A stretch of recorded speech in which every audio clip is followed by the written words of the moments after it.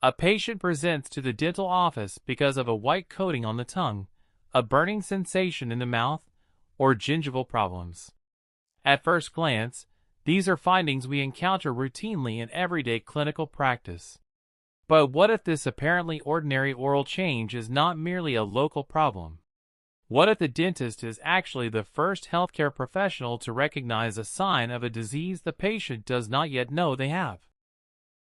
While reading Sexually Transmissible Oral Diseases, edited by Dr. Prabhu, I was particularly struck by the chapters dealing with HIV infection and the oral manifestations of HIV/AIDS, including human immunodeficiency virus infection and acquired immunodeficiency syndrome, HIV/AIDS an overview.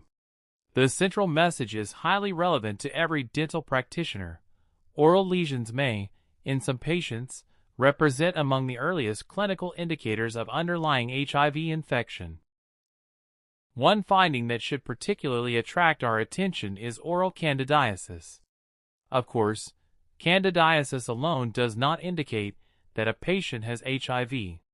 It may develop following antibiotic therapy, in immunocompromised individuals, in patients taking certain medications, or in the presence of other predisposing factors.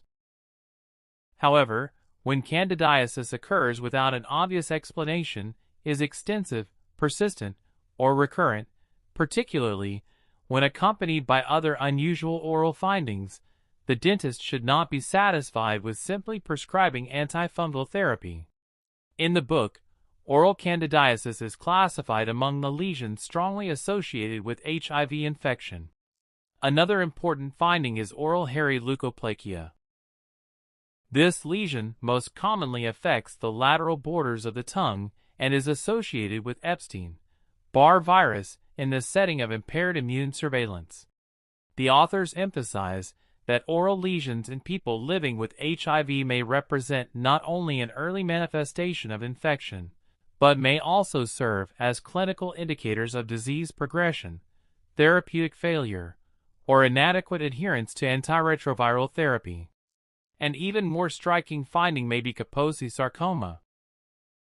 Initially, the lesion may appear as a reddish, bluish, or violaceous area of the oral mucosa, and the oral cavity may be the site where a clinician first recognizes it. In addition, several periodontal conditions are strongly associated with HIV infection, including linear gingival erythema, necrotizing ulcerative gingivitis, and necrotizing ulcerative periodontitis. What is particularly important is that acute HIV infection may present with entirely nonspecific clinical features.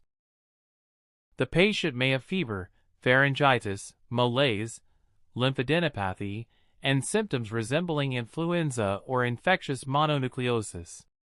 At the same time, oral candidiasis, aphthous ulceration, or oral hairy leukoplakia may develop. The diagnostic challenge is that, during this phase, conventional antibody tests may still be negative even though the virus may already be present at a very high circulating concentration.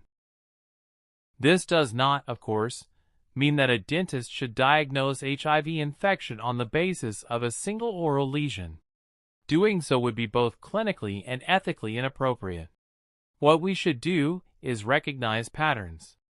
Unexplained or recurrent candidiasis, oral hairy leukoplakia, necrotizing periodontal lesions, Kaposi sarcoma, persistent ulcerations, or the coexistence of several such findings in the same patient should prompt us to broaden the differential diagnosis.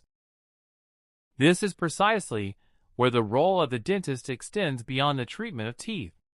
The oral cavity is an integral part of the body, and systemic diseases may sometimes become clinically apparent there before obvious manifestations develop elsewhere. For this reason, the dentist may occasionally be the first healthcare professional to suspect that an oral lesion reflects a more serious underlying condition, and to refer the patient for appropriate medical assessment.